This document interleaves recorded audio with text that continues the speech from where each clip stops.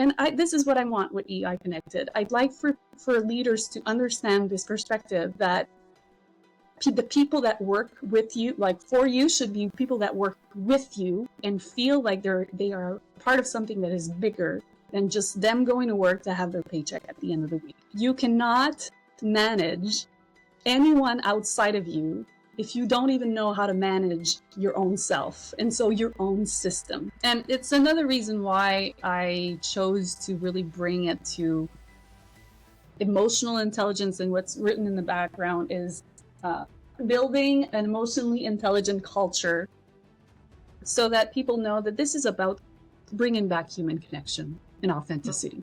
Mm-hmm. All of it that we're going to be teaching you helps to reinforce authenticity and human connection inside of your organization, so that there's more flow, there's more, just unity, and that people are just enjoying where they work. As ever, I am recording this a couple of days after the actual podcast with Ellie La Liberte, where we discussed emotional intelligence. She has this idea of bringing emotional intelligence into organizations, into businesses. So this is going to be a conversation about emotional intelligence. Hello and welcome. I'm not saying that. I'm not doing that. I am not doing that. I am never doing that. That's a nice blooper. Keep it for a blooper. Oh, I can't. And this is Ellie. Hello, Ellie. Hi. By the way, you don't need an intro.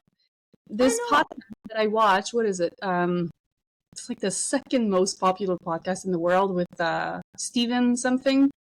Know who I'm talking about? Yeah, the Diary of a CEO. Yes.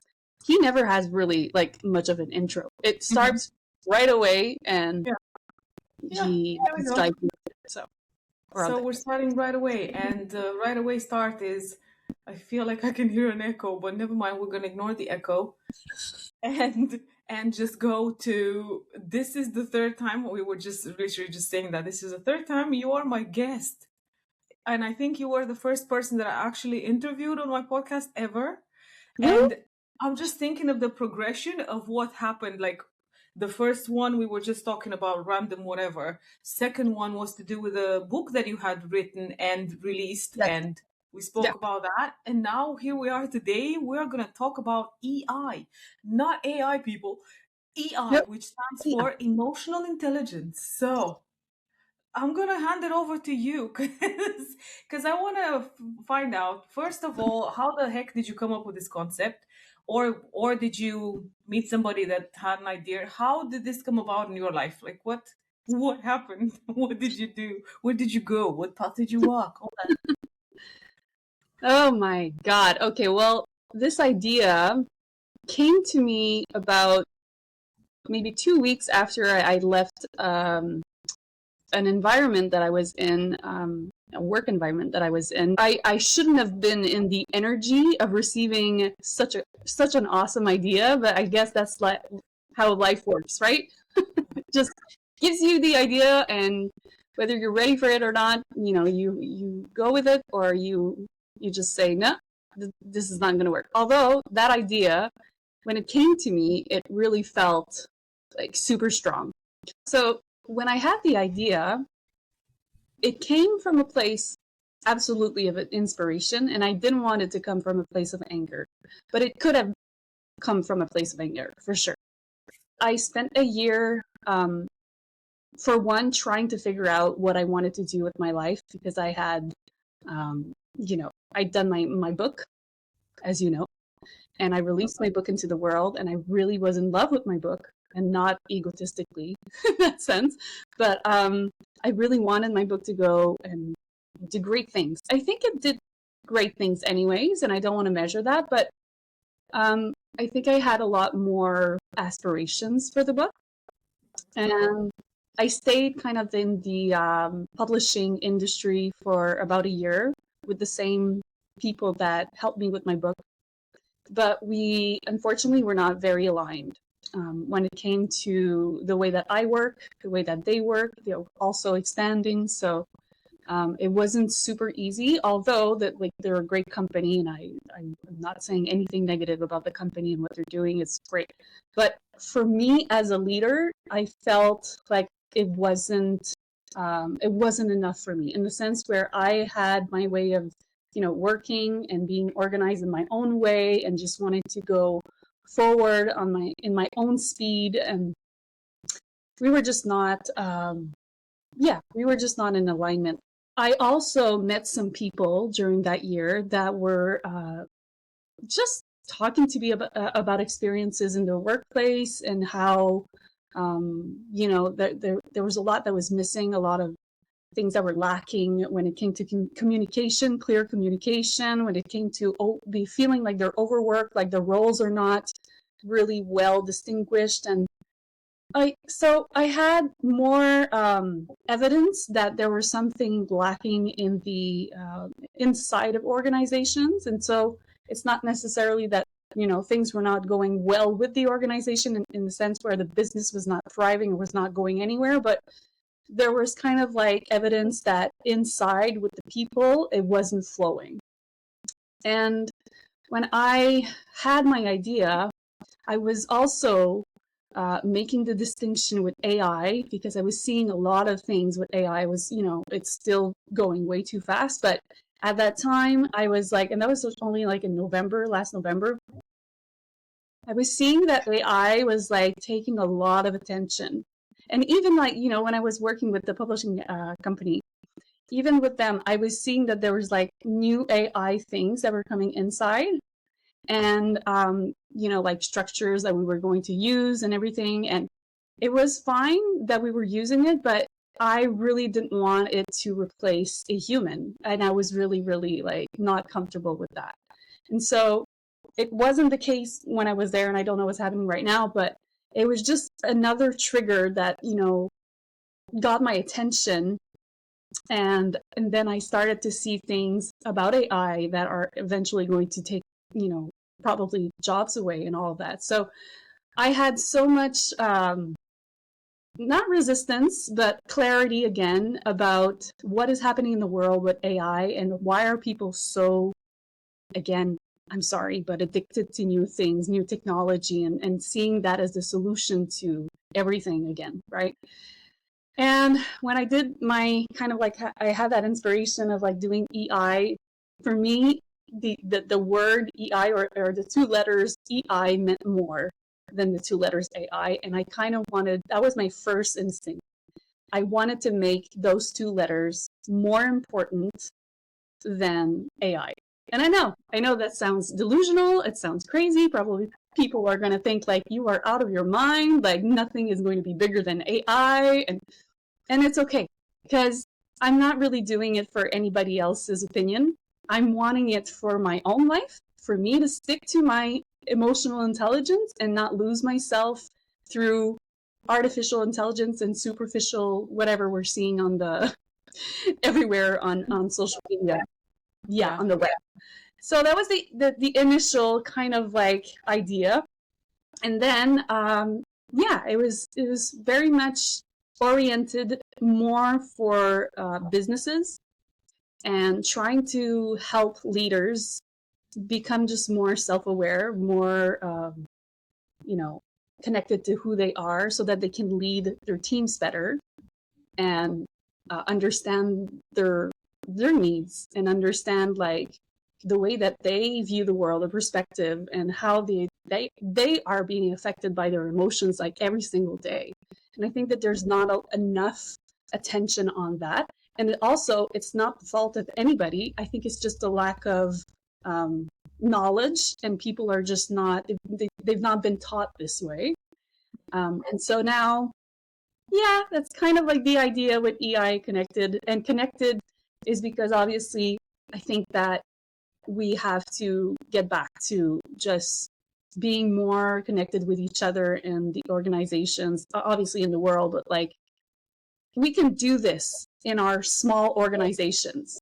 There's a way that we could do this. We might not be able to connect to each other everywhere, like globally, but I think that if we have the right leaders in every industry, the leaders can do this. can bring together the people that work for them more kind of like culture oriented.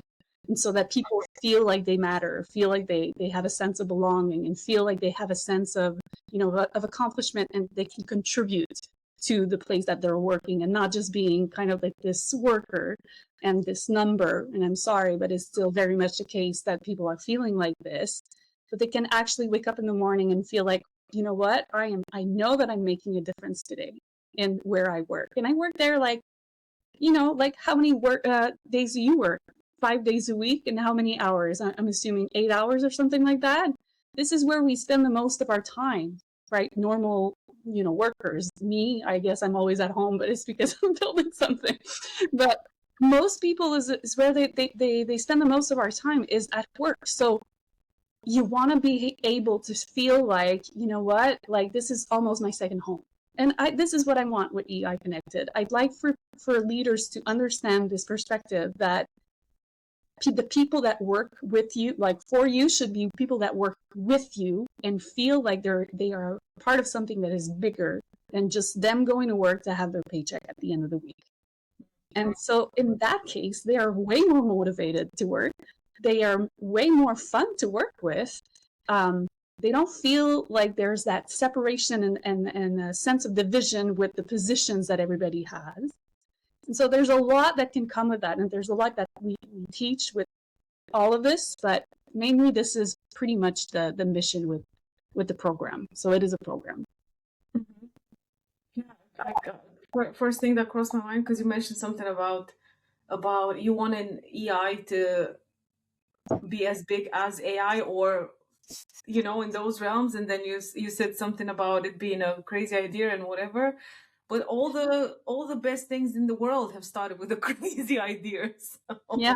and somebody that believed in that idea. So who's to say that it's not going to be a big thing, right? And see, as I'm hearing you talk about wanting to do this, and I think the first question that crosses my mind is, how do you do this? How do you implement something like this into? Is it into big corporations? Is it in big corporations? Is it in small that you're working in? And I think I have this brain of mine that thinks of my own personal journey into self-awareness, and knowing that if you're not ready for receiving certain information, you're not going to hear it. So Mm-hmm. in my head, like, how do you put this through to people? How do you come up? Because you might go there, let's say, and you present this to people, and then the workers that work there are like, I don't know what she means. I don't know what she wants to do. I don't get this. This doesn't make sense to me. Who says anything about I'm just coming here to pay my bills, that part. Yes. I don't know. I'm just throwing things in there Yeah. of what I'm thinking people might think, even though some people might not think that. But anywho, how do you go Yeah. about it? But you know what? It makes total sense what you're saying, because these were the questions that I had. When I was questioning my program, I was like, okay, who will even listen to this? Who is going to say like, okay, this matters, right? Because I mean, just emotions sometimes can be seen as, oh my God, like I'm not an emotional person, because being emotional means that you're being weak, which is not true. But obviously, like what we're doing is we're wanting to align, yes, with people that are open to this and are not just crossing their arms the entire presentation, that they don't want to know. Like, we don't want to have clients that are not open, because like you were saying, they're not going to listen. They're not going to want to understand. And that is fine. That is super fine. We're not there to convince anybody. And the people they're open to this is because they see the value in authenticity inside of their organization. They already have probably this optimistic and authentic nature, and they see the value from the beginning. The program also is not necessarily for employees, but it's for the leadership team. So it's for the managers and the directors. So even the CEOs. We're not at the stage. We might at one point, if the company is open to bring this to their employees. But what we believe in is that if the leaders get this, and they have more, of a, they bring this implementation side of their organization, they can then transfer this as best as they can, right, to their employee. And obviously there are going to be employees in there that are not going to want to listen to much or whatever. But again, we're not there to convince these employees. What we want to do is just structure a workplace that is just going to be more harmonized, that people can actually communicate with each other, that they have a little bit more of trust towards their leaders, where they can actually feel safe to go and speak to them about anything, even if it's something that is like has nothing to do with emotional intelligence, in the sense where it's like negative and toxic. It doesn't matter, because the authenticity comes from people being understanding that there's an openness with the leadership department, that they're not feeling like they're alone with their work, that they can actually, come up to even their coworkers, that they have that kind of like awareness now that, hey, you know what, like this environment is going to change, that the leaders come to them and say, like, we're going to be changing things here, and we want you guys to participate because it's important for the whole, right? And so now, like, the vision that I have, which would make the most sense anyways to me, is that, let's say you have 20 employees, right? And you're all doing similar work, but you're not all doing the same kind of work, but you can all help each other, because maybe someone has been in at one station at one time, and they were doing a great work, and then they got transferred to another department or whatever. We're all close to each other in a way. And how about helping each other instead of being in competition with each other, or being jealous of someone because he's in another different the department that you wish you could be, and whatever the scenario is. How about, like, just making the effort of going and helping each other out a little bit more, and then appreciating each other through that, and having kind of like weekly meetings with everybody involved, and having these kind of, I don't know, it could even be anonymous, where there's like a little box where people they put a little memo in the box because someone during that week helped them with something, and they were really grateful for that. They don't want to write their name if they don't want to, but it's just the fact that someone would read it at the end of the week, and everybody's there and like, oh, look at that. So I don't know, I'm so grateful because this person came to help me with something that I was struggling with for like months, and they just simplified my life like in a matter of 2 minutes by showing me this thing that was, like, for me, really complicated to learn. And oh my God, this makes so much of the difference, and thank you for the help, and things like that. I think that, I know it sounds a bit kind of like simple and maybe obvious, but I don't believe that there's a lot of companies that do these things on purpose, because they just, one, maybe they don't think about it.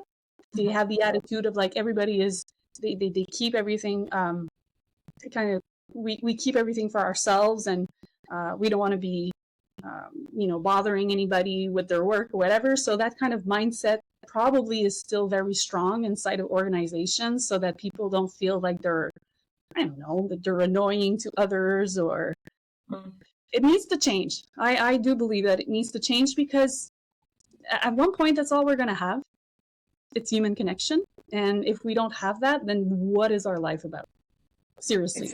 I hear you describe this, and I'm thinking, it sounds like a family dynamic. It sounds like a family dynamic where the parents validate the children's emotions and see their needs and listen to them. This is what it sounds like. So from what I understand it, what you're trying to do is make people aware of the fact that we're all humans, basically, and we somewhat need to become aware of other people's emotions in all of this.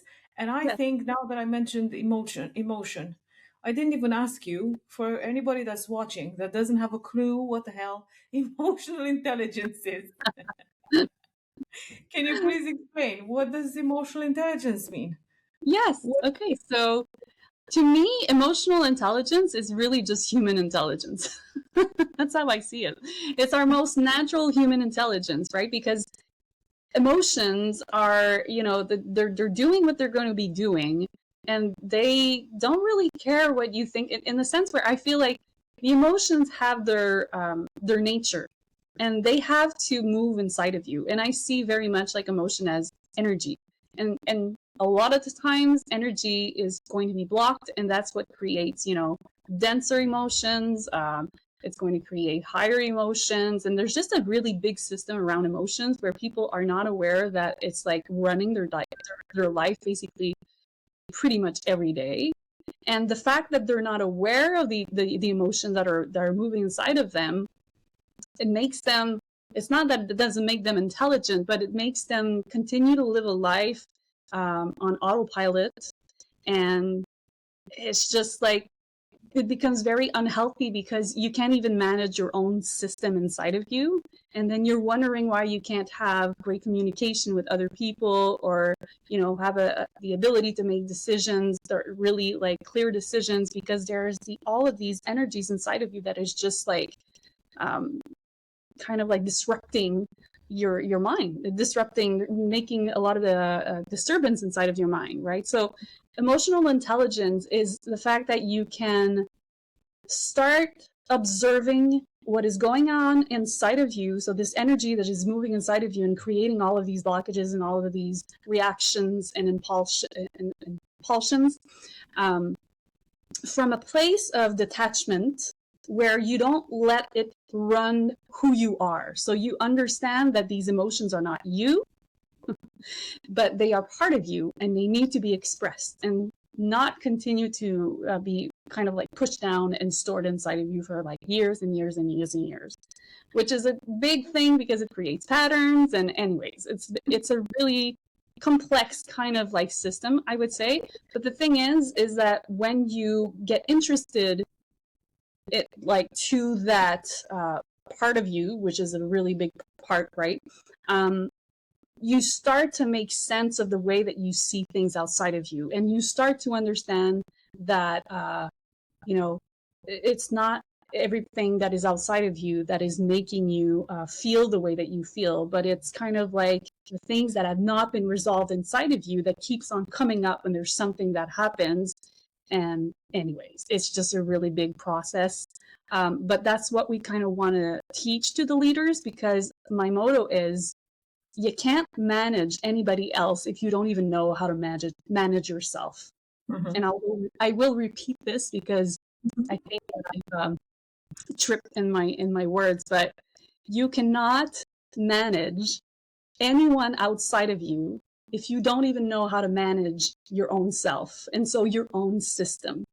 Mm-hmm. And what I love about, the way that you can perceive your own system is that you were talking about like family dynamic. This is a system. So the family dynamic that we have at home is one system. And then the work dynamic is another system. And so we're always dealing with system, organization. It's just the same thing as what's happening inside of you. You have an organism inside of you, and you have to be aware of what's going on, right? And it doesn't mean that you're going to control. That's a big difference. I'd like to make that distinction. It's not about controlling. So even like management is not about controlling people.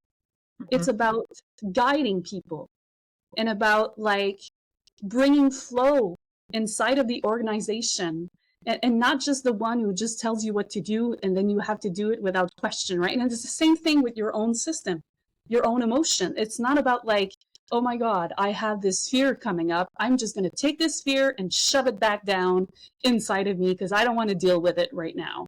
Like it's not. It has to be seen. It has to be understood from the best way that you can possibly understand it at that point, and it needs to be free.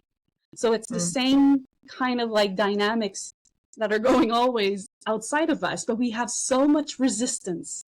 And the reason we have so much resistance is because we don't know what the things outside of us and what the things inside of us is really going to do, because it's not supposed to be controlled.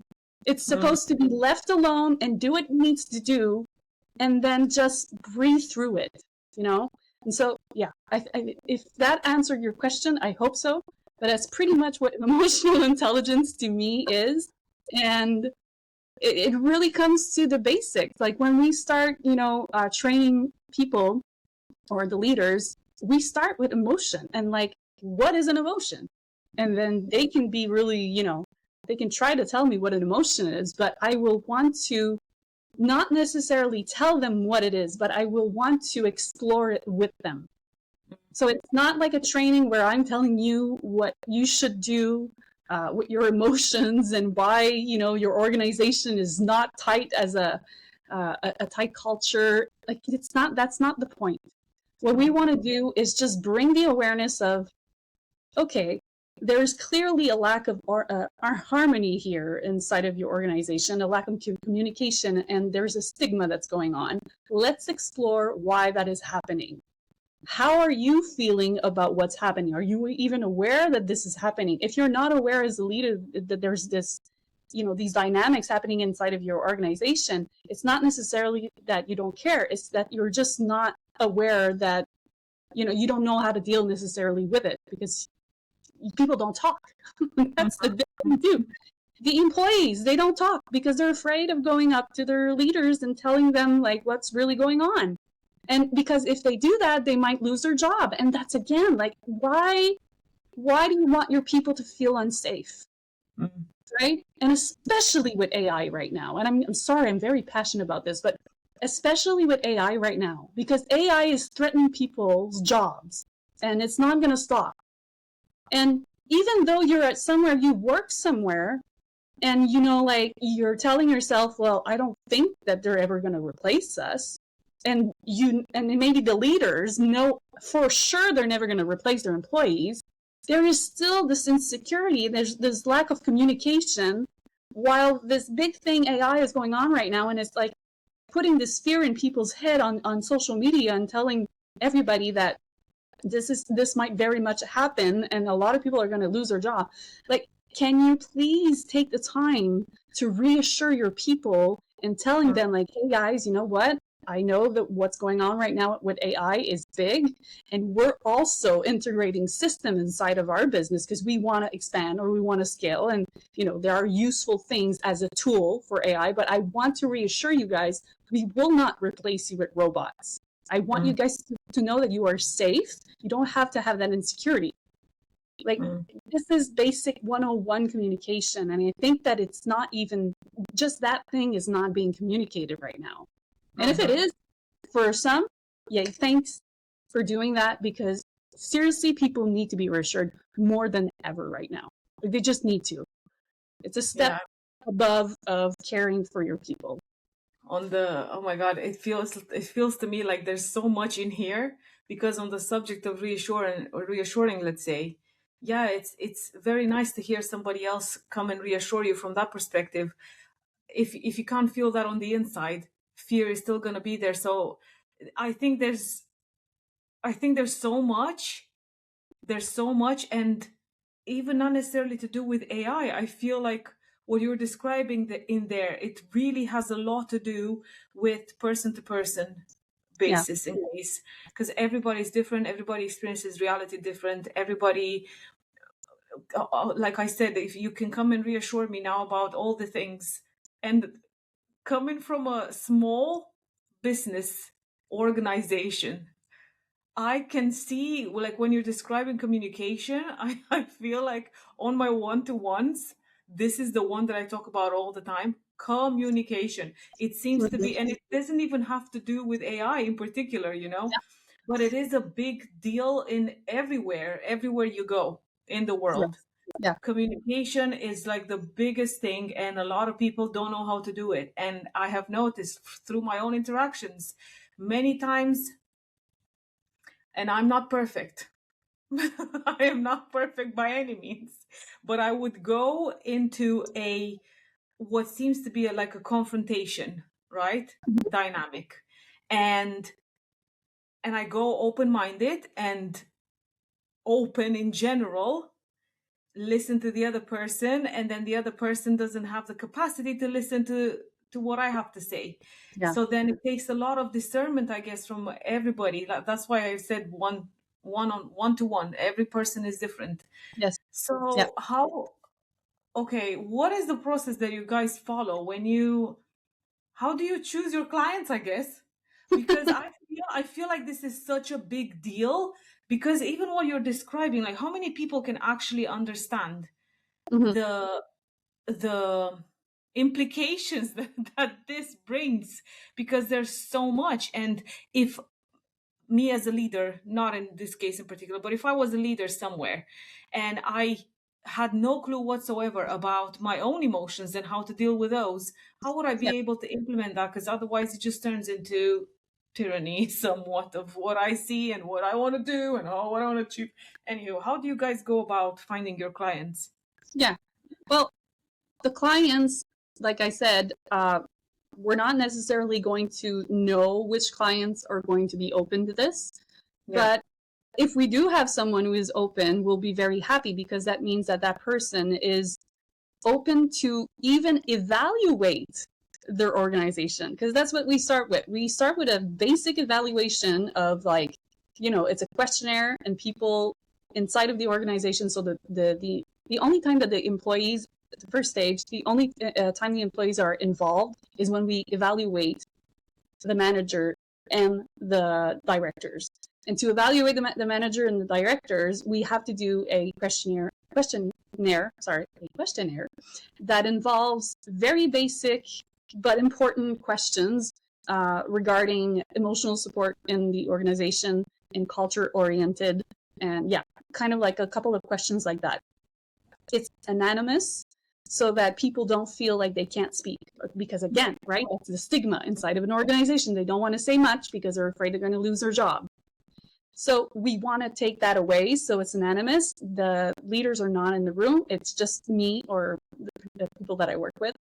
And then we evaluate, and we do an analysis of the answers, and we come up to the leaders, and they do have to be open to that. And it's not a thing about, and the responses that we did have at this point, it's not we're not trying to threaten them of, like, oh my god, the people that in your organization hate you, or they're going to bash, but any good leader that has a really great business, and that has also a great service that they offer to clients, it's just normal that you want everybody to feel good inside of your organization. So if you really want to know the truth, well, it's really good to do an evaluation like this, because then you can see what you're lacking as a leader, and not because it's your fault, but again, because there's a lack of knowledge about all of this. And how can I just improve my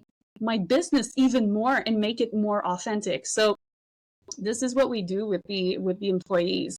And like I said earlier, like, the employees are not going to be involved in the process to begin with. The only time that they would is if the leaders, after doing their first training with us, understands that, okay, I think we need to not only implement from our side, but I think that there's a lot of employees that will need this to be able to work all together. If not, they can really just try to implement with structures. We do it's not that complicated. Like, it seems like it's complicated from your side, because obviously you know a lot, right? And you are very emotionally intelligent. So I'm thinking that you do have that kind of, like, oh my god, there's so much there. And I get it, because I'm like that too. And there's so much that I have to teach them.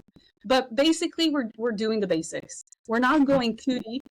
We're trying to just bring the obvious of what's happening with your reactions, and the way that you sometimes you have impulses. Where does that come from? We do a lot of exercises with them as well, where they get to talk to each other as a leadership team. So all the managers together, the directors together, so that there's a lot of interaction. There's a lot of ways that they can ask questions, and they're not left being kind of like, this is way too complicated for my head, and I don't want to listen to this.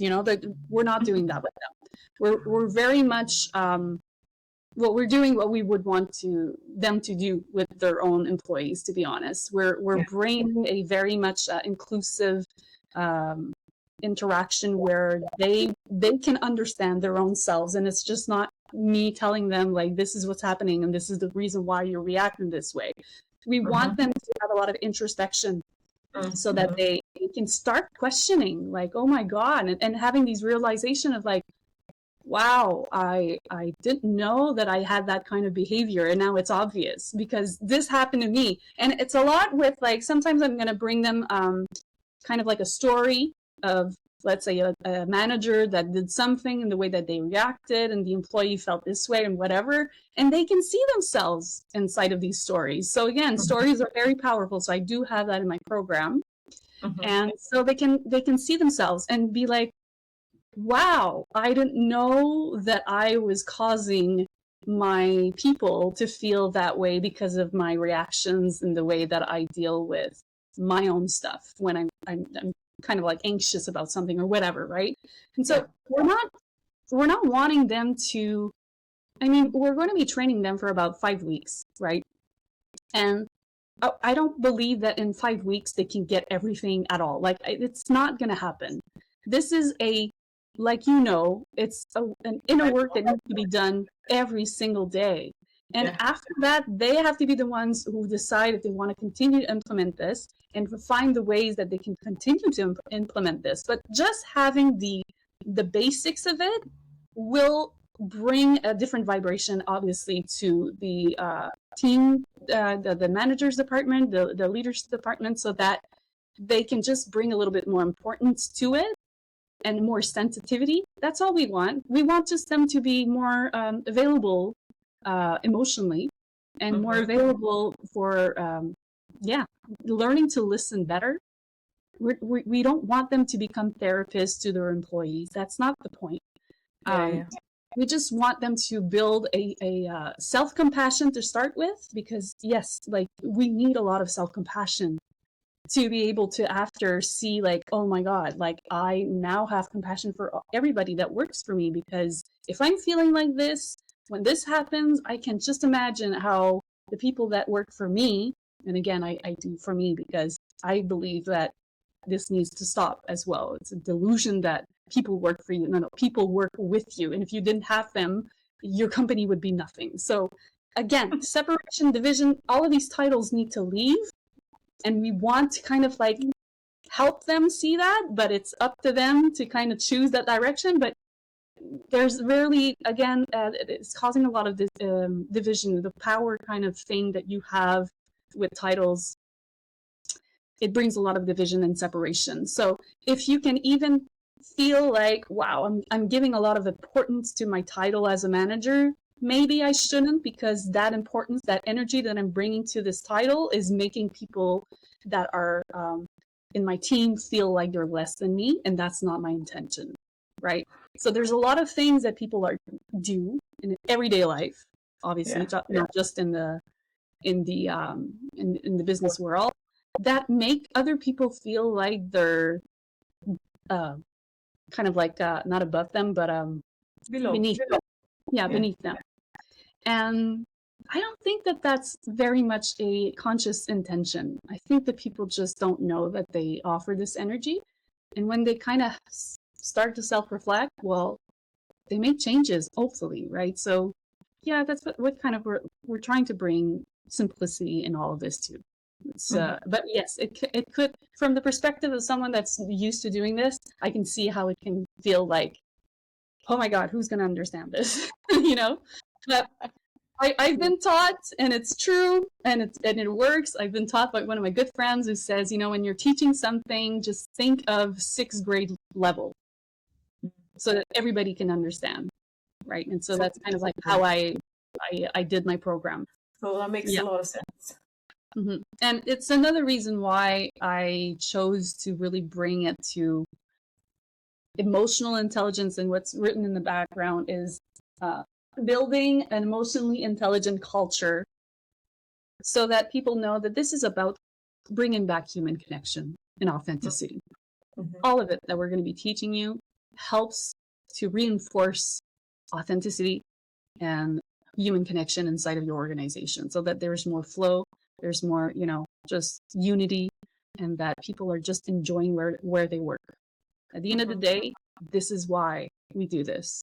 So we go deep inside of things for sure at the beginning, because we want to make sure that they're grasping, the training and the importance around the emotions and why this is all happening. But we're focusing a lot in that training on, okay, once you know all of this, or you have an idea of what this is and how you struggle with that yourself inside of your own system, now let's be sensitive, let's have more compassion, and let's structure things so that your people are feeling safer. They don't need to know everything about emotional intelligence. All they need to know at this point is that they feel like they can contribute. They feel like they can be appreciated more. And that doesn't need deep things. Like, to appreciate people more, to listen to people more, to just be there and be more human with people in your organization. You don't need to go deep. You just need to be more available, more open, and get over yourselves just more of the time. And you need a lot of humility. A lot of humility. Hell yeah. Yeah. That. Yeah. Is this something that you guys can do in schools as well? Yes, And when we are. so We are. school, what exactly area in schools? Is it towards teachers or towards head teachers? I don't know what you guys call them over there. Is it It's probably not a head teacher, it's a headmaster? What do you guys call okay, so how is this structured around schools? How do you Okay, guys so present this in schools? right now, so my associate right now that is working with me with this project, he's mainly in schools. So my first intention was only businesses, and he had the idea of bringing this into schools, and I was like, really? And because, to be honest with you, I feel like the system is so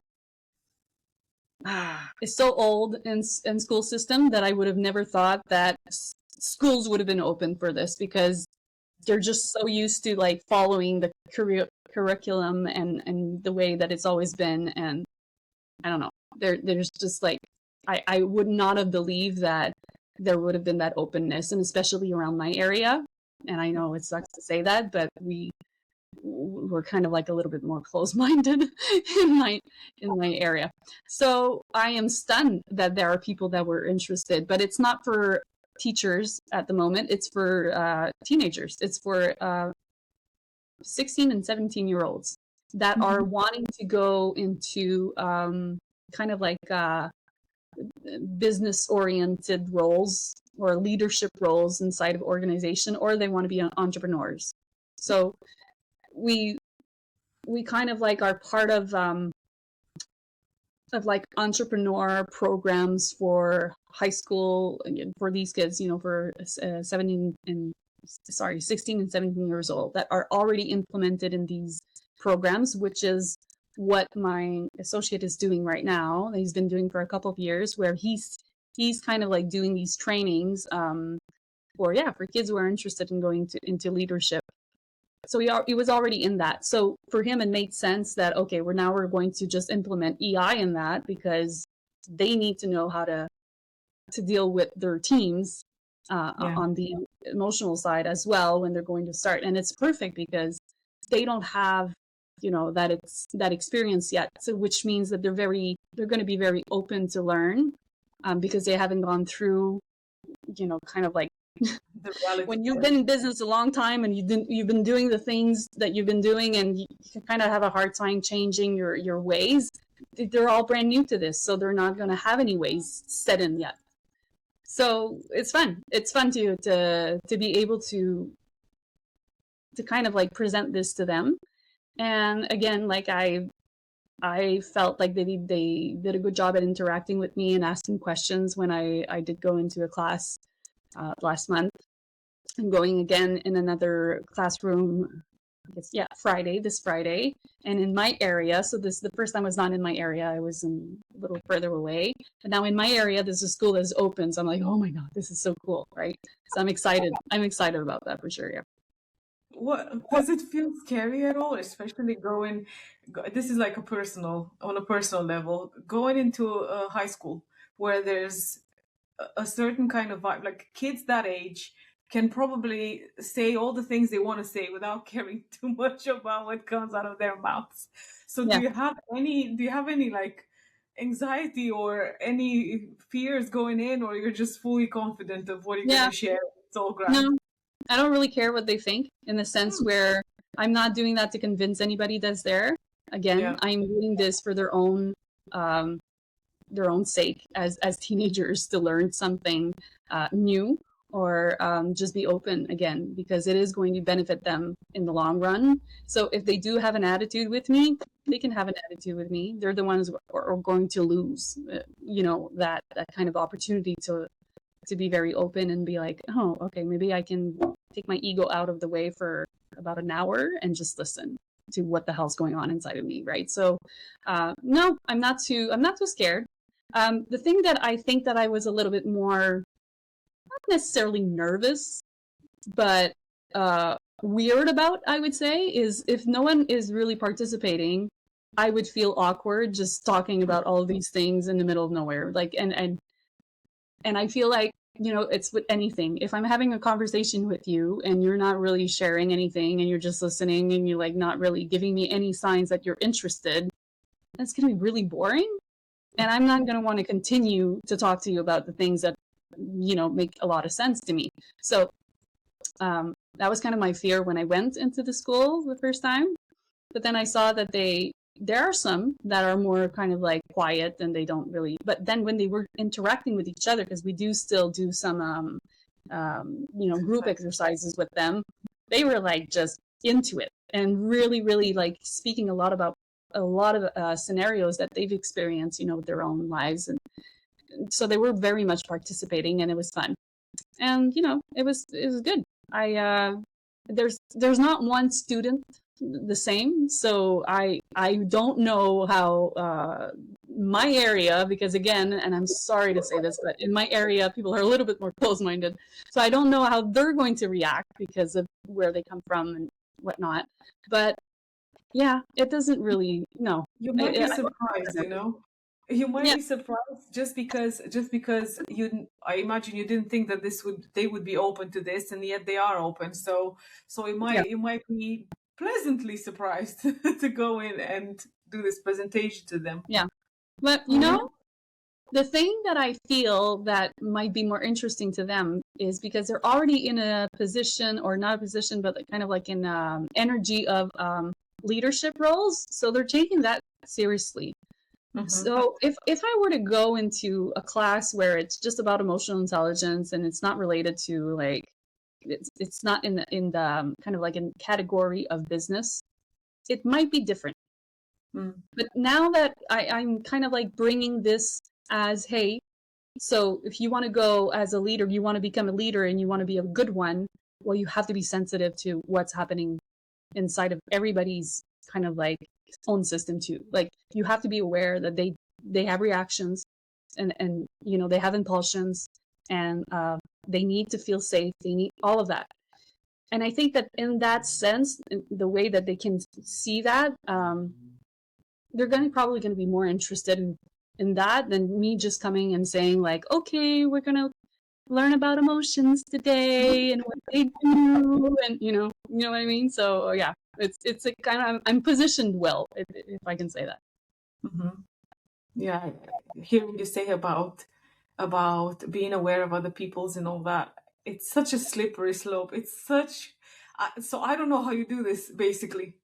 I don't know how you can do this, because in my head, being aware of everybody else's emotions can go to the side of, I need to cater Mm-hmm. to everybody else's emotions and forget my own, or not be, or be like going into the people pleasing kind of part of things, which, that's why I mean it's a bit of a slippery slope. But yeah, I guess But I it's a guess necessity for a leader.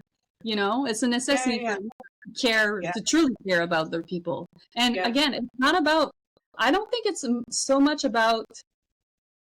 They don't have to cater to all of their emotions in that sense. I think that they just have to be aware that they are, people that they are all emotional. That's for one, and that being emotional is not a wrong. It's not wrong. It's not a bad thing.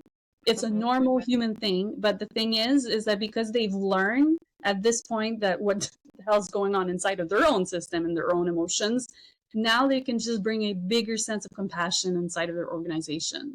That's all that we kind of want them to do. We don't want them again to kind of like be like, how are you feeling today? Are you feeling angry? Are you feeling sad? Are you feeling anxious? You know, we don't want them to do that. We just want them to be aware that, hey, this person might be slower at her work today because maybe she's really affected about something that is going inside of her, where maybe she's anxious, something happened at home, whatever it can be, and not about like just dismissing that, right? Yeah. Because this is what happens. You're in your position, you're busy, you're being the leader, and you're telling everybody what to do, want to control everything, and on top of that, you have pressure from your own leaders that are just building up things for you to do, and you're not being sensitive. And not because you don't want to, but because you're not paying attention, because you're already anxious yourself and you're already overwhelmed and you don't have any sense of control with your own, state of being in this moment. So if they get to kind of just regulate, so it's all about self-regulation, obviously.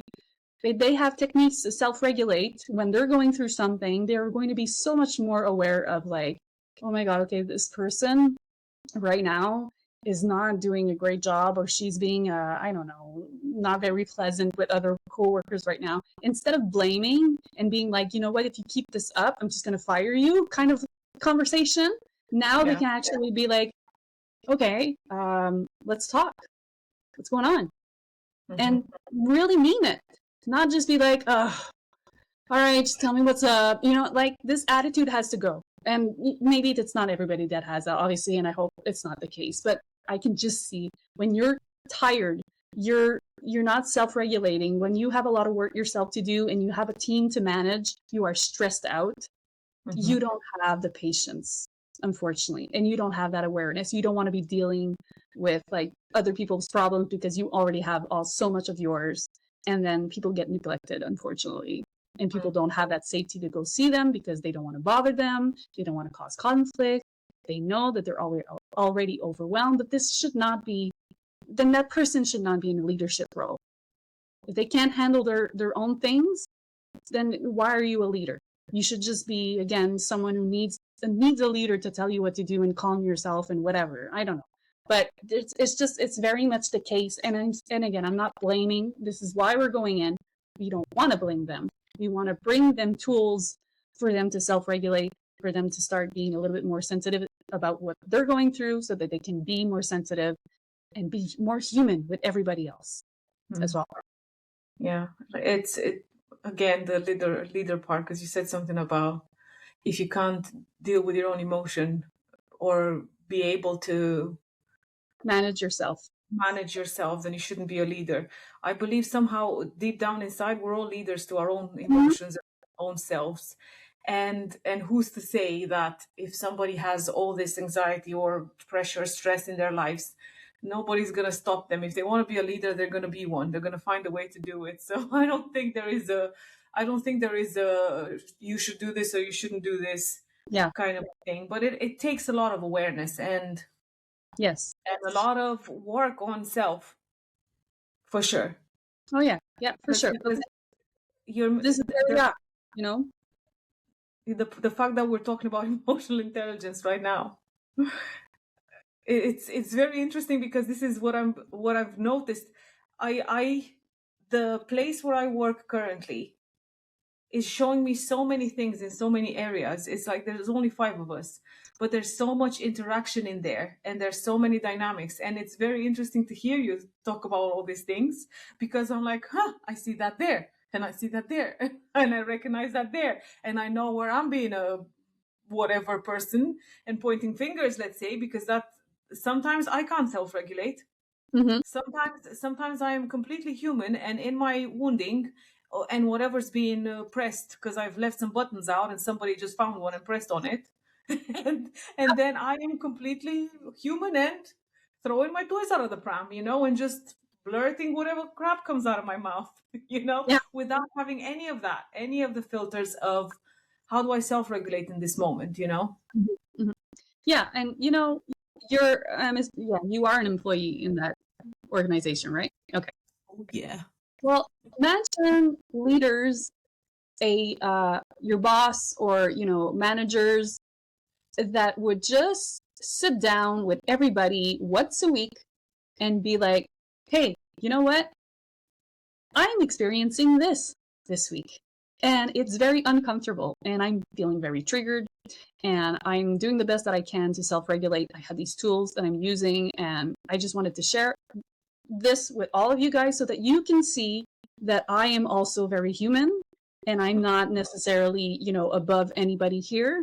And I think that if everybody can just communicate how they are feeling without going too deep into their stories, but really just be more authentic, everybody can kind of start to, just relate to each other more and feel like, family a little bit more than kind of stranger that have to keep for themselves and do their work and not bother anybody. So for me, this is what kind of like I feel like it's a responsibility as a leader of a company to understand that you can't just build something, and especially if something is big, you can't just build something big and expect everybody inside of your organization that you hired to run the business super nicely if you're not showing yourself fully to your team. Because you also have to be a team member. Even if you're the leader of the company, you still have to be a team member.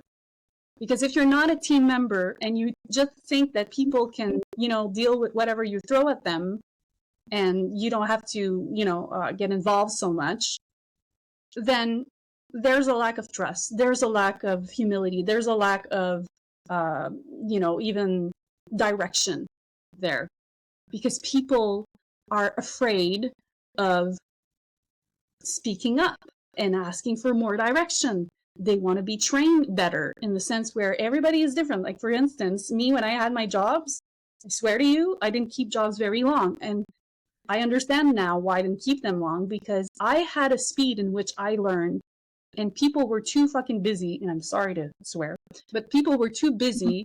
Managers that were training me or whoever was training me was too busy to show me to do things in a way that was a little bit more attentive so that I can actually learn the thing and not rush through it and try to kind of like figure it all out on my own. My learning ability was that. And when I was younger and going into jobs, I didn't have that confidence to talk about that to people because I didn't want to feel like they would see me as weak. But then it would happen really quickly that they didn't like me because I wasn't learning, fast enough. But the thing is that they were showing me things way too fast, way too in a rush, way too like, this is what happens, and then you just do that, and like you can figure it out, right? Okay, bye. That was kind of like the energy, and unfortunately, that happens a lot. So I didn't really have the chance to learn well, and fortunately, there are some places where I did work that were kind enough to let me speak and to tell them like, hey, I'm a really good worker if you're really great at like training me in a very attentive way where you don't just throw things at me and expect me to do things right away. And you give me the chance to actually show you that I'm very competent. So, it's it's a different vibe. But if people are not communicating again with each other, then there's a lot of things that could go so much better if there was that initial communication from the very beginning. But there's all this stigma of like, they don't want to look like they're weak and they don't have the self-worth is so much involved in all of this too, right? They think that if they can't get something right away the first time, then they're losers and they shouldn't be working there, or like, oh my God, what are they going to think of me? There's so much going on. And if people are not aware of that as leaders, then they just they don't even understand by the way that the people are working because they don't ask questions either. So it's like, come on, can we Because get back? we all live in here, right? We all live in our own heads, and we all have so many stories to back up whatever fear we've got, even if it is of bringing something up to one of your leaders, right? This is what's happening, and I feel this, and I need to be trained more, or I need to. People find it very hard to ask for their needs, or Yes. to speak about their needs and how they would want them to be met because of that fear, or Yeah. many other fears that have been gathered throughout their lives that have proven to them, no, I can't reach out to this person because. So it's such Patterns. again, Yeah. it's such a deep dive into personal growth Yep. That's what after it is. all. Yeah. But yeah, could you imagine like just having one one meeting a week, where Mm-hmm. people have the chance to speak up, Mm-hmm. where the leaders tell everybody, all right, this is a place where you guys can all share what you have to share. And even if we have to give you the talking stick for about 2 minutes, right? It's not a bitching conversation. It's about what are you guys needing? What Mm-hmm. are you guys struggling with? Where do you feel like you could have a little bit more support from us?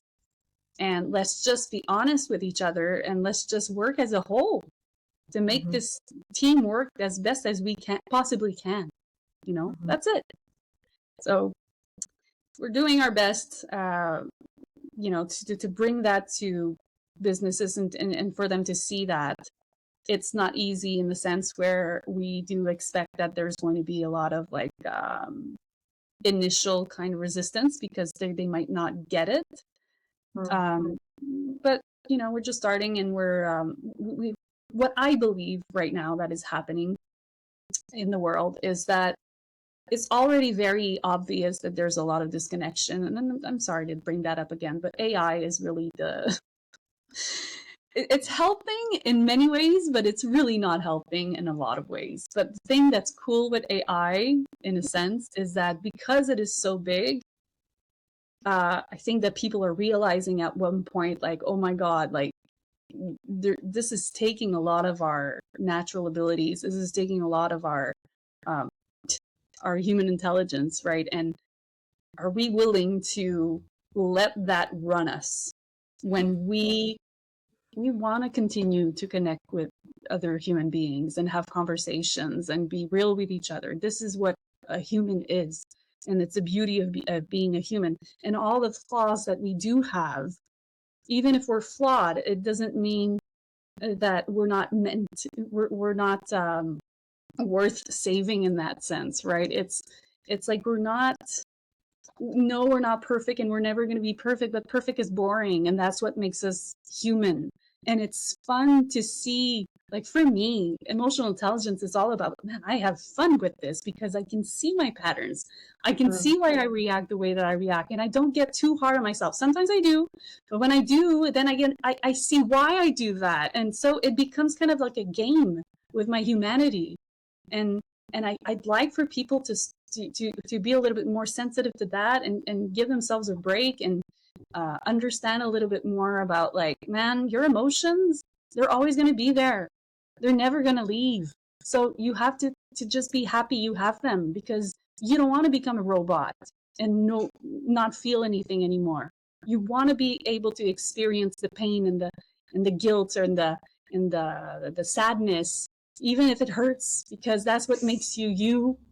That's what makes you want to feel more every day, and feel alive. That's our aliveness, right? And it's not about dismissing these emotions, but it's about kind of like working with them and allowing them to come back to the surface, and releasing them as much as you can, but not trying to get anything right and fixing yourself in that sense. And I think that there's beauty in a lot of that. And yes, it comes with humility, and it comes to disidentifying with our roles, like and especially in a business where you think that you have this kind of like this title identifies you your entire life.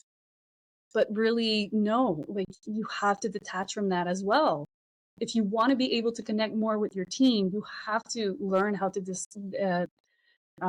detach from something that labels you you're so much more than just this position that you've been given. Or anyways, there's a lot in that. But I think that that's why, like, even me as an entrepreneur, like, I don't care anymore about that title.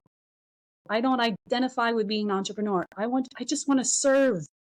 I want to serve something that's higher than me because it's fun and because I feel good about it. And it's it's not about my personal needs and my personal significance. Or I just want to be able to connect with people and make them feel good about who they are and whatever they're doing, kind of thing, right? So come on, let's just get back to the authenticity, the realness of things. And So on that note, where can people find you if they want to work with you? they can find me on my website. If they go to ei-connected.com, they'll find some information there. And obviously, if they want to go on my Facebook and Instagram, personal Facebook and Instagram at Ellie La Liberté, and they'll find also I do have a Facebook page, EI Connected, so they can go there as well. They'll find kind of like a little bit of content, but basically just message me directly if you really want to have we do presentations for our leaders to explore what the program is and how it can be implemented in their organization. So yeah, just speak to me directly. Brilliant. You're open to that. I like that. Oh yeah. Your openness is well. Thank you very much for sharing all of this to the world and to whoever's going to watch it. I believe that there's going to be a balance somewhere somehow, because I agree there's a lot of AI that's taking over. There's a lot of authenticity that's needed, but also there's a balance of in between those two somewhere. Yeah. Yes. Oh yeah. It's all about balance. Sorry. I said yeah. It's all about balance. It's exactly. I don't believe that one is better and the other one is worse or whatever. Everybody's choosing whatever. Yeah, and it's not better if you're, not neglecting, but you're kind of like denying the fact that advanced technology is here. Like it's not better because we do need both in that sense where it is what it is, right? It's the reality. Advanced technology is going fast. I think that it's mostly about like how are people starting to they have that tendency of obsessing over things that are outside of themselves. And then they make that bigger than them. And that's kind of like what the danger is with AI. It's not so much the technology that's the danger itself. It's the way that people are losing themselves inside of it. They're putting a lot of attention, more attention on the technology instead of like bringing or keeping their attention on who they are and their own abilities and their power, right? So we don't want to lose our power as humans or a machine and think that the machine is more intelligent than all of us. That's not true. That's not true. The machine should be only an assistant in becoming more intelligent, maybe, but not taking over our intelligence. And so we just have to kind of like, tip the scale and go back a little bit more inside so that you can keep your power and not let yourself, take over by something outside of you. It's just what it is. Mic drop. Well, thank you very much, my dear. Thank you for having me again. Huh? I said thank you for having me again. Thank you for saying yes.